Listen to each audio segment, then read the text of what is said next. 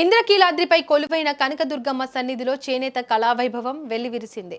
సిరిసిల్ల జిల్లాకు చెందిన ప్రముఖ కళాకారుడు నల్ల విజయ్ కుమార్ రూపొందించిన ఒక అద్భుత కళాఖండం భక్తులను అధికారులను ఆశ్చర్యానికి గురిచేస్తోంది.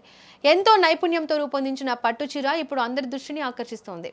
ఈ చీర ప్రత్యేకం ఏంటంటే అది ఒక సాధారణ అగ్గిపెట్టెలో సులభంగా ఇమిడిపోతుంది. తెలంగాణ చేనేత రంగానికి గర్వకారణంగా నిలుస్తున్న నల్ల విజయ్ కుమార్ తన తండ్రి నల్ల పరందాములు వారసత్వాన్ని అందిపుచ్చుకున్నారు.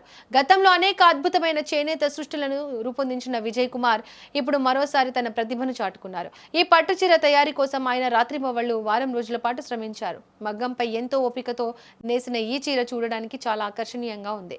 ఈ పట్టు చీర పొడవు 5.5 మీటర్లు ఉంటుంది. దీని వెడల్పు 45 ఇంచులుగా ఉంది.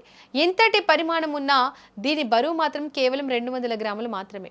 ఇక్కత్ డిజైన్తో కూడిన ఈ చీరను మడత పెడితే అది ఒక చిన్న అగ్గిపెట్టెలో వెళ్ళిపోతుంది.